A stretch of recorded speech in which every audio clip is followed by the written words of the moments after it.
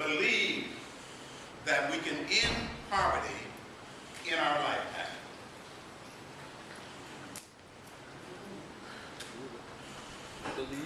Believe that we can end poverty in our lifetime. All right, that's pretty good. How many people don't? He said that's why I said this. Okay, now, the reason I asked you that question is that one of the missions of a PMA is to convince you that if we do the stuff that we have to do, we can win. We can end poverty in our lifetime, but we gotta do it. No one's gonna do it for us. You know, we can't wait for somebody to step up and say, hey man, I'm your leader. We have to be the leaders we've been looking for. And we have to do this task. So one of the things that I want you to continuously think about throughout these 3 hours is this going to help us end poverty in our lifetime? And ask the questions that lead us to that conclusion. Okay, having said that, how did we come to this moment? You know, I think if you're a human being, you know that whenever we sit together, whenever we act with care and humanity and humility with and to one another, and whenever we share our vision of the world, then something wonderful is going to happen. It's the most profound democratic process there is. And that's what an assembly is. A people's movement assemblies that happen in the World Social Forum. How many people are familiar with the World Social Forum, know anything about that? We had a workshop earlier today, and we talked a little bit about that history. But it actually came into existence around 2001, and a crucial piece of that had found its, I think, genealogy in the ability of the Zapatistas to stand up and say no more. So, in essence, the World Social Forum became a venue in which another kind of activity occurred, and that was the Social Movements Assembly. All with the idea of democratically coming together, speaking our truths to one another, telling our stories, and realizing that strategically we could achieve the visions that we had imagined, and it's up to us. We are the ones that we've been waiting for. It's in that history that the People's Movement Assemblies emerged at the U.S. Social Forums in 2007 and 2010. In 2007 in Atlanta, Georgia, we had a small group of those assemblies. By the time that we got to D-Town, Detroit, there were 50 social movement, people movement assemblies where people from all over this country came. There are 3 major components of the process that you're going to go in to today. That is naming the political moment. We're all going to do that. That is articulating our vision of what we want to see in the world. And number 3, to take the actions, to strategically take the actions to make those visions possible. So that's the core of the work that we're going to do. Jerome? That's the core of the work that we're going to do. And we're going to, in the course of that, we're going to try to convince the people who don't think we can end poverty in our lifetime that we can, but we need their help too. Start to define poverty and look at what we're experiencing, what other people are experiencing, and tying things together, and then looking at solutions. Maureen here is going to do 5 minutes on this moment.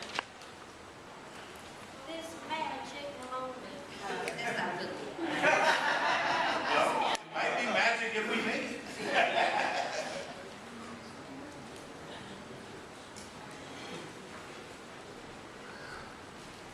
We have arrived at a period of time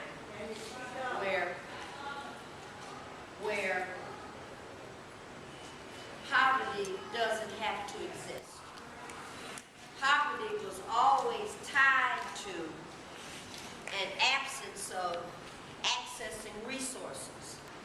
But we're at a time now where factories can build cars in minutes. Thank you. Factories can build homes in hours. the cure for AIDS was already identified, and all they need to do is duplicate that pill. How hard is it? You already got A and B and X and Y went in it, and it worked. Let's duplicate it and we can all get it. So we have arrived at a time where the world is now different. So when I analyze what is the current picture, what is the current time that we're in right now, Chevrolet Gear and Axle, Dodge Main, Hugh Grafton Foundry, Nitro Assembly, Lansing Assembly, all of those, Kelsey Hayes, all of those plants that used to build and manufacture cars have now been replaced by robots that don't eat, don't have to take a vacation, robots don't need a paycheck, never have to go to the bathroom. That means that the world has changed. If you're not born a robot, like Squeaky used to say, you're in trouble. The world has changed. Now, if in fact that is correct, then why are so many people in so many pockets poor? Doesn't have to be. We can manufacture food. We can manufacture everything that people need. That's a scary premise. Because if in fact that's correct, that means now we have to do something about it. If you can fix it and you know that it's fixable and we choose not to make it right, then if somebody's hungry tomorrow, whose fault is it? Mine. Somebody don't have a house in the morning, we got 80,000 vacant houses in Detroit. Whose fault is it? If somebody's sick and the hospital is right up the street, whose fault is it? So when we ask the question, what is the current time that we're in? The current time is for folks to run to Sears, get you some fresh underwear, preferably cotton, get you some new gym shoes with some good treads on them, because our troops, our division, is now being called out into the field. This is our time. You want to know what time it is? It's time for us to step into this fight.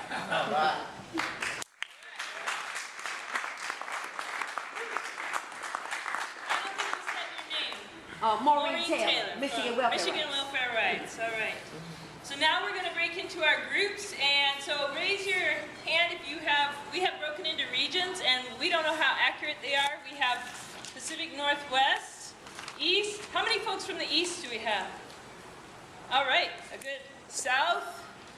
How many folks, if we had an Appalachia region? Any folks? Appalachia. Appalachia, thank you. Appalachia. I didn't know where Appalachia was. Okay, so we might combine the South and Appalachia. And what else? Midwest. We the best. Right here. Yeah, Where's the Midwest that's gonna be group? the big All right, everyone. Everywhere. All right, so we are going to break into those 4 groups. We're going to state, yes? Today's poverty different? How does today's poverty affect different sections of the working class based in race and class and other differences? We just have about 15 minutes, but if you want to report out from your group and say what your group is, I'll write some notes down. Yeah, okay. Our first question was, what is poverty, that was raised before we even got into the groups. Inability to meet needs such as air, water, food, shelter, and love was especially Could you speak up just a little bit more? yeah, okay. A lack of equality in wealth, lack of resources to fulfill human potential, lack of what is in the UN definition for poverty, and we didn't actually detail that definition. We were kind of more focused on defining poverty. It was a little more open than maybe the Northwest or the Midwest. We see that there's a political moment happening right now, multiple crises going on. Everybody sees that there's a hollowing out of the middle class. Very few move up, most people move down. Conversion of the state that used to take care of people into a state that just takes care of business, private interests, wealth. Role of U.S. corporations in exporting poverty to the rest of the world. Ending stereotypes of poverty as a result, like people saying that they're poor because they don't know what to do or they're not educated. Oftentimes, poverty is the conditions you're in rather than your own skills. Poverty is based on market forces and a lack of leadership. That was a good one for Ron.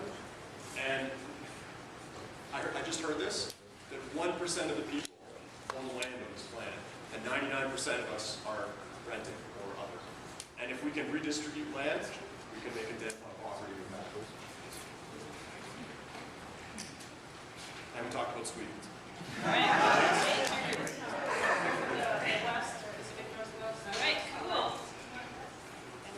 Big Okay, so some of the ideas that we kicked around talking about poverty and how it differs from in the past is one opinion that was expressed is that poverty today is creating more dependency than it has in the past, and that people are just throwing money at it, and that's not really the solution. Another is that scarcity today is actually artificial. It is being created, that there's actually abundance of, so we have artificially created scarcity. It used to be that if you left with a high school deployment, you could walk into a job interview on Sunday, you get hired by Chrysler on Monday, and be able to support your family. That's so illegal. Productivity is up, but wages are down.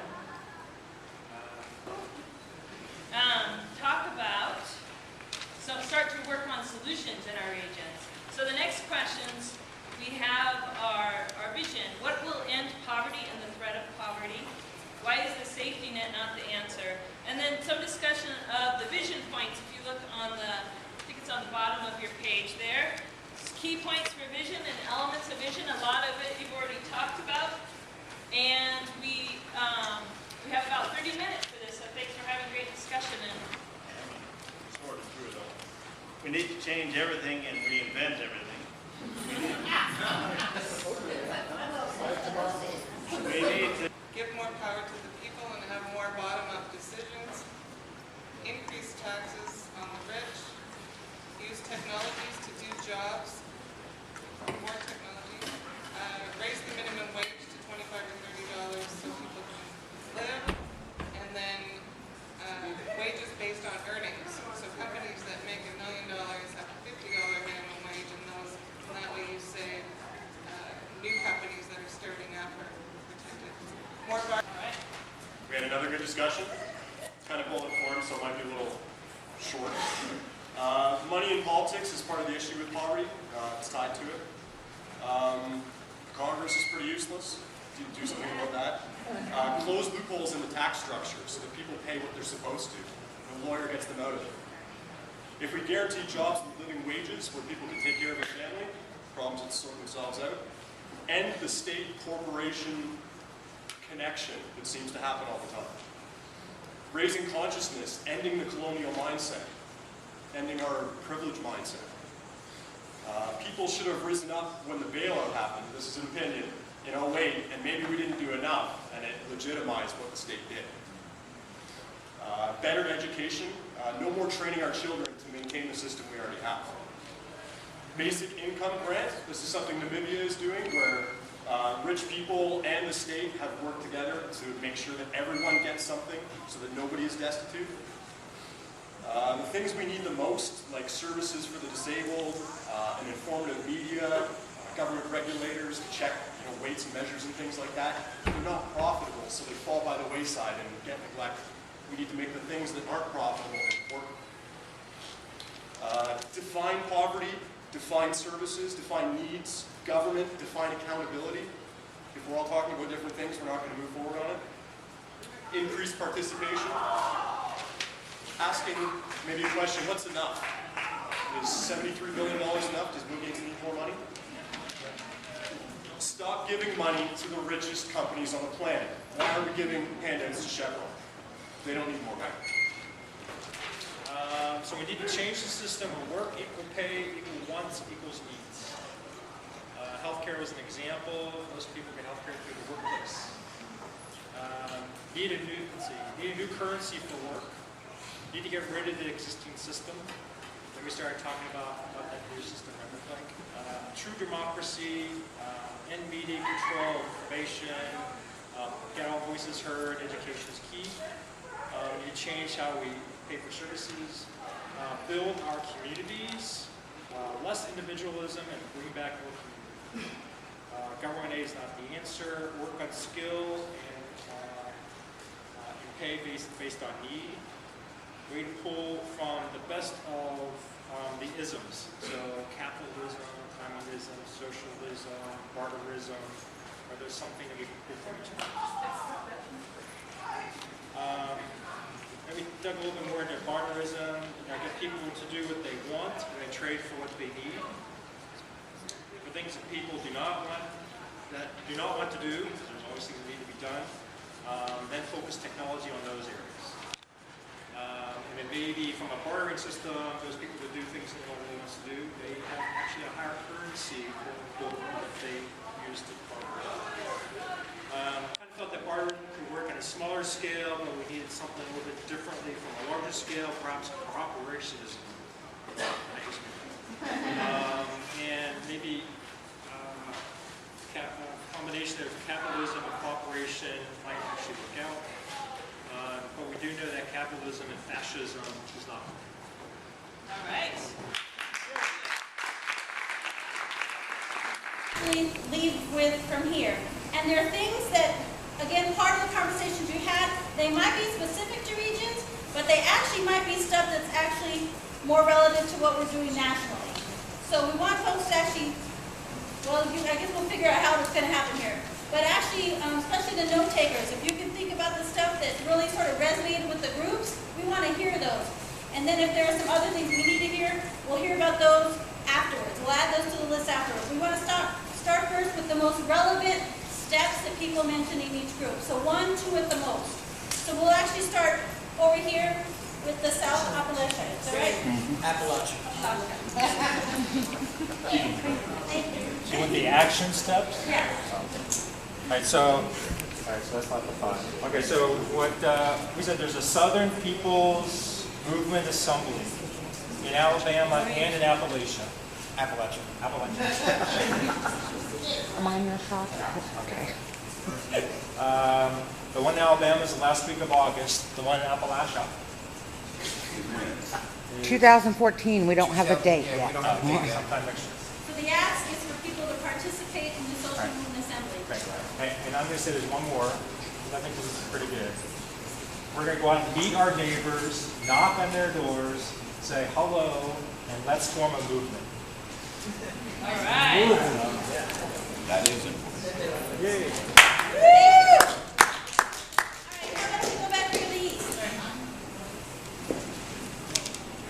1 or 2 action steps that you're recommending that we take out of here. Build movements, not just with those that have the same values, but others that differ from you, so that share your beliefs. So just movement building in general. I just underline more serious movement building. Did you want to find that any further? Because it's kind of broad. Okay.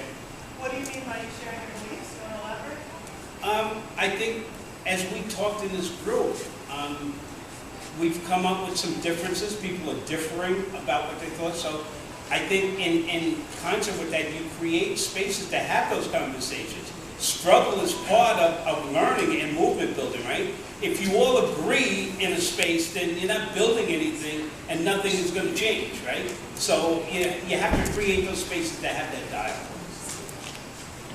Great. All right. Northwest, west. So we didn't come up with tons of very specific action steps. We like really big ideas in the West because we're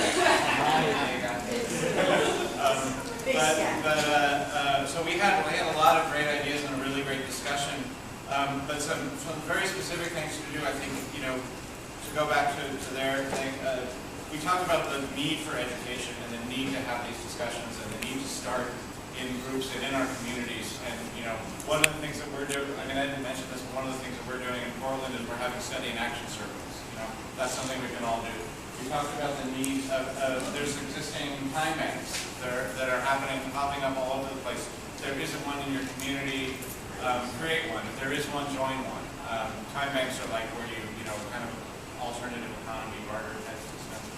We talked about, so education in our communities, specifically about the economic reality that's happening, and joining rights-based advocacy campaigns to start to shift the focus from the dominant argument in the media about why the government is quote-unquote broke, or why people, why we have to slash the safety net, and really start focusing on basic human rights, basic human needs. What do people need to thrive, to survive? Housing, healthcare, the Homes Bill of Rights campaign, campaigns for universal healthcare, that kind of thing. So that we're all working from the same frame of the human, the human rights-based frame. Amen. Thank you. So those are all very concrete steps to address poverty. Midwest. Well, I've got a lot of points here. Let's go over a couple of them. In 3 years is the next U.S. Social Forum. Take a friend and go yourself. Stay connected. Organize your community. Maybe I'll end with Einstein's quote, "Profit reduces many to poverty." Make that fair. Profit reduces many people to poverty. All right, so is there anything that folks feel didn't get highlighted here that are pretty key that we need to actually hear and recognize something to take away? Reduce the number of wars that we have. This country is way too involved in wars. Reduce the number of wars that we're involved in. All right, so again, this is also talking about how you take this out, how you act on it.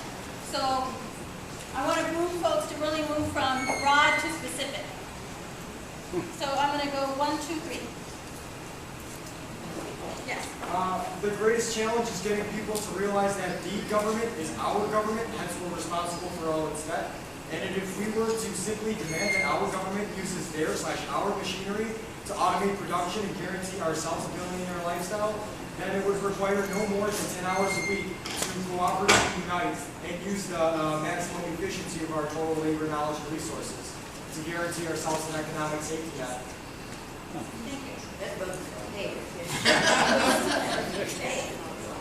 I think if we start with the lowest level government, like small municipalities, where people decide what should be the revenue, what should be the taxes on people, like graduated taxes. So various people will suggest various degree of graduation, progressiveness, and then you take the average of that and collect taxes, local tax on the basis of that, and whatever you collect, then you need to decide how to spend it. That should also be decided by participation by various people voting for various projects, and whatever gets fully funded. Like if you collect, say, so much money that you can allocate $1,000 expenditure for everybody. All right. So I love y'all, but again, too broad, too philosophical, too theoretical. I want to hear what you're going to do when you leave here, what action steps you're going to take. When I go back, I'm going to talk to neighbors. We've been talking to my neighbors anyway. I know there's people in my house that are squatting in houses. They need to be able to stay in those houses. I know there's people on my block right now that can't afford to pay their utility bills. This is part of the work that we're talking about that we've got to do to address poverty, but get into the specifics. So for me, part of it is going to be about dealing with stuff on my block. For other folks, it's going to be about, I'm going to go home and I'm going to teach some folks how to do community gardening so they can grow their own food.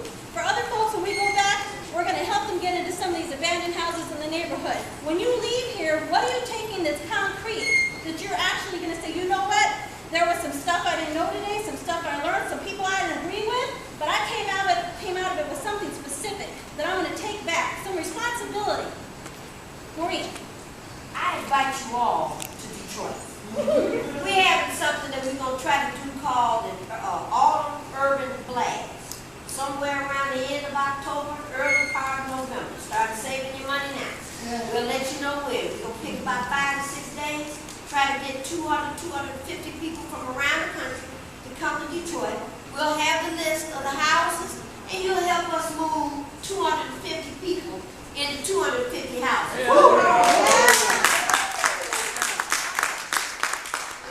That's what I'm talking about. There we go. Concrete. If you got something concrete, put your hand up.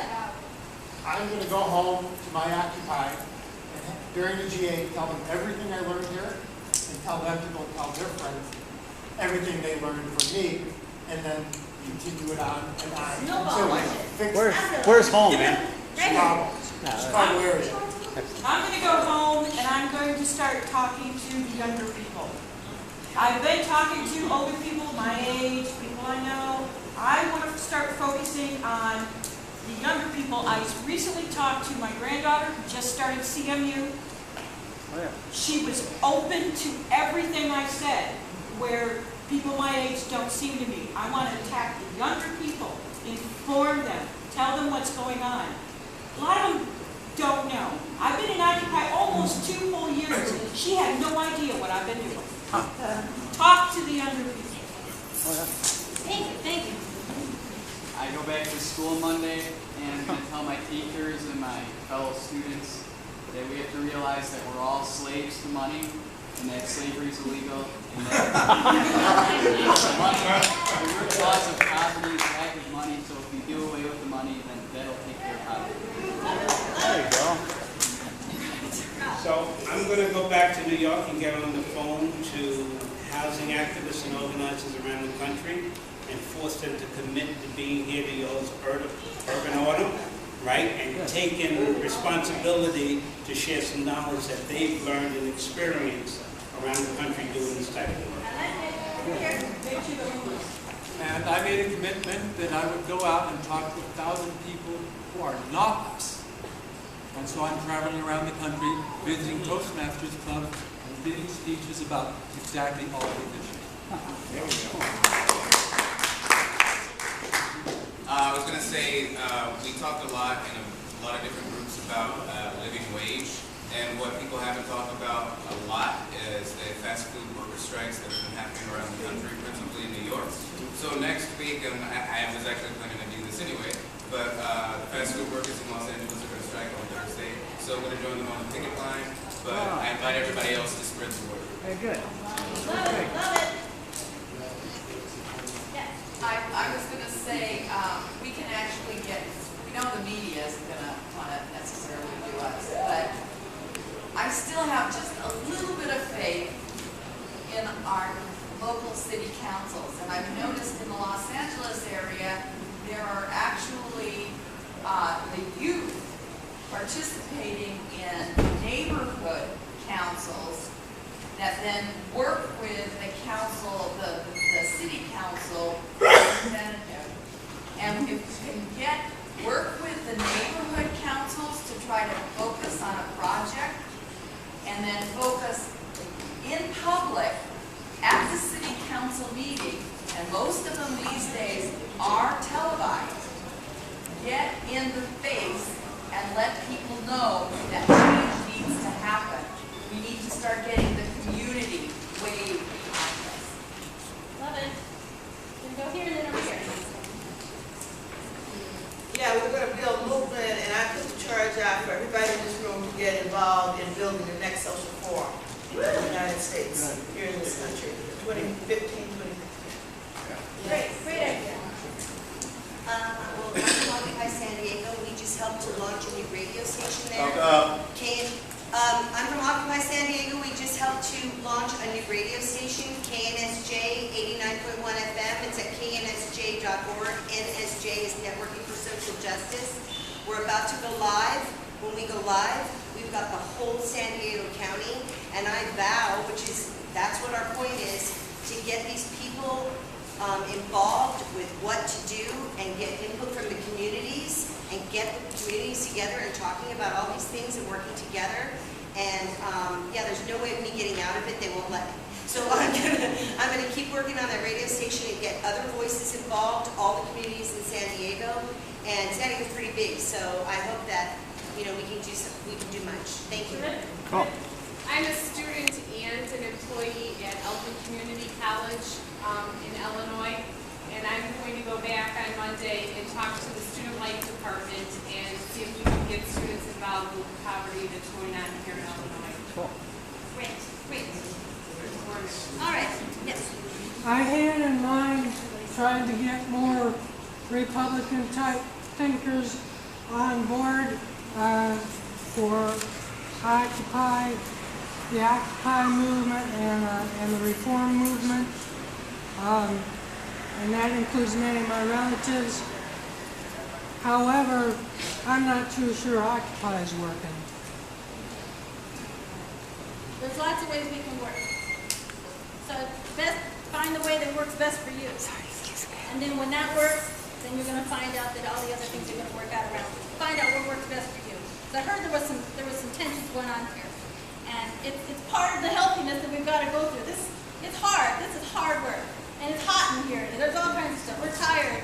But find what works for you, because that's really what's going to start. And I really appreciate that folks were speaking for themselves about what they're going to be able to take back and do, because that's really where a lot of this stuff starts. You know, we talk about we talk about the community, but unless we really figure out what our part is going to be in this, then we're really sort of going out blindly.